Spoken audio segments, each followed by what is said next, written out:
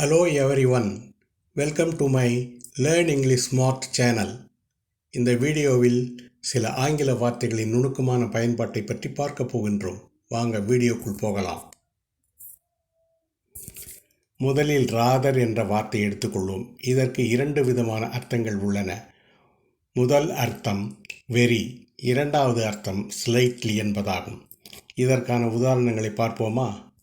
1. She is rather intelligent. 2. The knife is rather blunt. முதல் சென்டென்ஸில் உள்ள intelligent என்ற adjective ஆனது ஷீ என்ற சப்ஜெக்டுக்கு ஒரு பாசிட்டிவ் சென்ஸை தருவதால் அங்கே ராதர் என்ற வார்த்தைக்கு மிகவும் என்று பொருள் வருகிறது. ஆனால் இரண்டாவது சென்டென்ஸில் உள்ள பிளண்ட் என்ற அட்ஜெக்டிவ் ஆனது நைஃப் என்ற சப்ஜெக்டுக்கு ஒரு நெகட்டிவ் சென்ஸை தருவதால் இங்கே ராதர் என்ற வார்த்தைக்கு கொஞ்சம் அல்லது சற்று அல்லது சிறிது என்று பொருள் வருகிறது.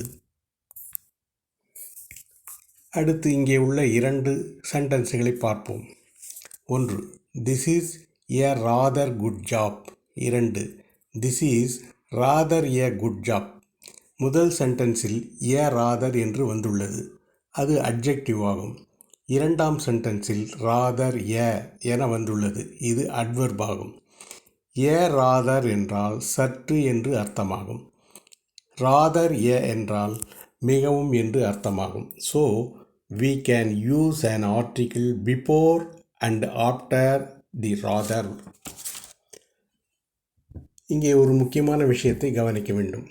ராதர் என்ற வார்த்தைக்கு ஏ என்ற ஆர்டிகிள் முன்போ பின்போ வரலாம். ஆனால் QUITE என்ற குவைட் வார்த்தைக்கு முன்பு ஏ என்ற ஆர்டிக்கிள் வரக்கூடாது. அந்த வார்த்தைக்கு பின்புதான் ஏ என்ற ஆர்டிக்கிள் வரும். இதை பற்றி விரிவாக இன்னொரு வீடியோவில் பார்ப்போம். அடுத்ததாக எலக்ட்ரிக் மற்றும் எலக்ட்ரிக்கல் என்ற இரண்டு அட்ஜெக்டிவ்களை பற்றி பார்ப்போம். அவை சென்டென்ஸுகளில் எப்படி பயன்படுத்துவது என்பதை இங்கே கவனிப்போம்.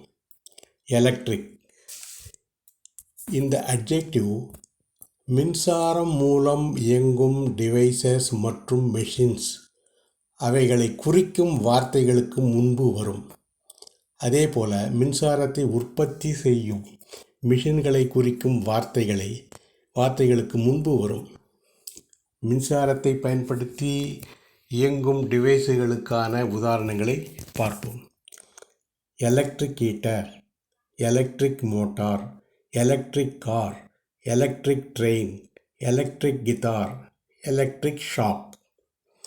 எலக்ட்ரிக் ஷாக் குறித்து ஒரு டவுட் உங்களுக்கு வரலாம். அதாவது அது டிவைஸ் இல்லையே, அப்படி இருக்க எலக்ட்ரிக் என்ற வார்த்தைக்கு ஏன் வர வேண்டும்? ஆனால் ஷாக் வர காரணம் மின்சாரம் தானே. அங்கே மின்சாரம் தானே பயன்படுகிறது ஷாக்கிற்கு. அதனால்தான் எலக்ட்ரிக் வருகிறது. அடுத்து மின்சாரத்தை உற்பத்தி செய்யும் மிஷின்களுக்கான உதாரணங்கள் இதோ. Electric dynamo, electric generator. அடுத்து எலக்ட்ரிக்கல் என்ற வார்த்தை பார்ப்போம். This is about study, field or component or system related to electricity, not a device or a machine.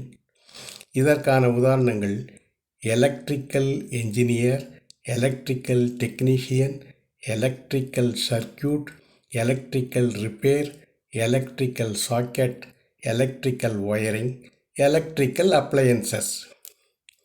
இங்கே நீங்கள் கூர்மையாக கவனித்தால் அப்ளையன்சஸ் என்றால் கருவிகள் தானே, அவை மின்சாரத்தை கொண்டு தானே இயங்குகின்றன. ஆகவே அதனுடன் எலக்ட்ரிக் தானே வரணும் என நினைக்கலாம்.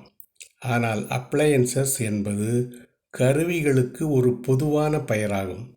ஒரு கருவி பெயரை குறிப்பிட்டு கூறும்போது மட்டும்தான் எலக்ட்ரிக் என்ற வார்த்தை வரும். இப்போது இங்கே உள்ள இரண்டு சென்டென்ஸ்களை பாருங்கள். 1. My headache is gone. 2. She has gone to her mother's. முதல் சென்டென்ஸ் ஆனது சிம்பிள் ப்ரெசன்ட் டென்ஸ் ஆகும். கான் என்பது அட்ஜெக்டிவ் ஆகும். இரண்டாவது சென்டென்ஸ் ஆனது ப்ரெசன்ட் பர்ஃபெக்ட் டென்ஸ் ஆகும். கான் என்பது பாஸ்ட் பார்ட்டிசிபிள் ஆகும்.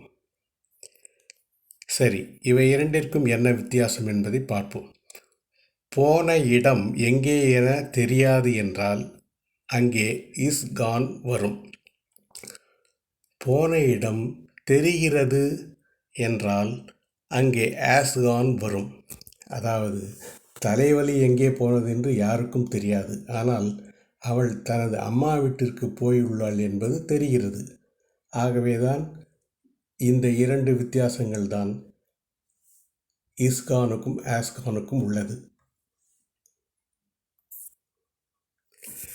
தேங்க்ஸ் ஃபார் வாட்சிங் மை ஃபர்ஸ்ட் வீடியோ. குறை இருந்தால் என்னிடம் கூறுங்கள், நிறை இருந்தால் மற்றவர்களிடம் கூறுங்கள்.